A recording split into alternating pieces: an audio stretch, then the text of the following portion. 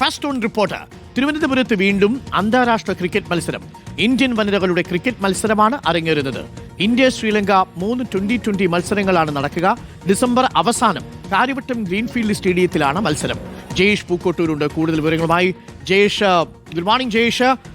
അങ്ങനെ തിരുവനന്തപുരത്ത് വീണ്ടും അന്താരാഷ്ട്ര ക്രിക്കറ്റ് മത്സരത്തിന് കളമൊരുങ്ങുകയാണ് അല്ലേ? Very good morning doctor Arun. വലിയ സന്തോഷമുള്ള വാർത്ത തന്നെയാണ് കേരളത്തിലെ കായിക പ്രേമികളെ സംബന്ധിച്ചിടത്തോളം വരുന്നത്. 3 അന്താരാഷ്ട്ര മത്സരങ്ങൾ ബാക്ക് ടു ബാക്ക് ആയിട്ട് നമുക്ക് ലഭിച്ചിരിക്കുന്നു എന്നുള്ള വലിയ സന്തോഷകരമായ കാര്യമാണ് ഇപ്പോൾ ലഭിച്ചിരിക്കുന്നത്.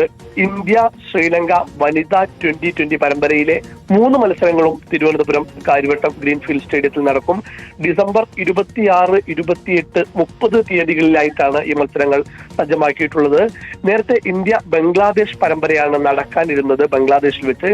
എന്നാൽ ബംഗ്ലാദേശിലെ രാഷ്ട്രീയ സാഹചര്യങ്ങൾ കാരണം ആ മത്സരങ്ങൾ, ആ പരമ്പര റദ്ദാക്കുകയായിരുന്നു. ഈ സാഹചര്യത്തിലാണ് ഒഴിവ് വന്ന സ്ലോട്ടിലേക്ക് ശ്രീലങ്കയെ പങ്കെടുപ്പിക്കാൻ PCCI തീരുമാനിച്ചത്. മാത്രമല്ല, പ്രധാന വേദിയായി തിരുവനന്തപുരത്തെ തന്നെ പരിഗണിച്ചതിലൂടെ വലിയ ഇരട്ടി സന്തോഷമാണ് കേരളത്തിലെ ക്രിക്കറ്റ് ആരാധകർക്ക് ലഭിച്ചിരിക്കുന്നത്. കാരണം എന്തെന്നാൽ ഡിസംബർ അവസാനം വാരത്തിലെ ഈ മത്സരങ്ങൾ കഴിഞ്ഞ് ഉടനെ തന്നെ ജനുവരി 31 ഇന്ത്യ ന്യൂസിലൻഡ് T20 പുരുഷന്മാരുടെ T20 മത്സരങ്ങളും നടക്കാനുണ്ട്.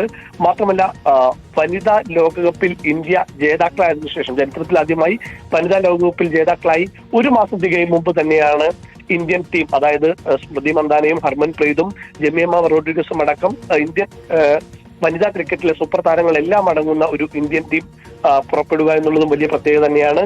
ഇന്ന് വൈകിട്ടോ അല്ലെങ്കിൽ നാളെയോ ഔദ്യോഗിക പ്രഖ്യാപനം ഇക്കാര്യത്തിൽ ഉണ്ടായിരിക്കും. ഓക്കെ, ജയേഷ് പൂക്കോട്ടൂരാണ് വിവരങ്ങൾ നൽകിയത്.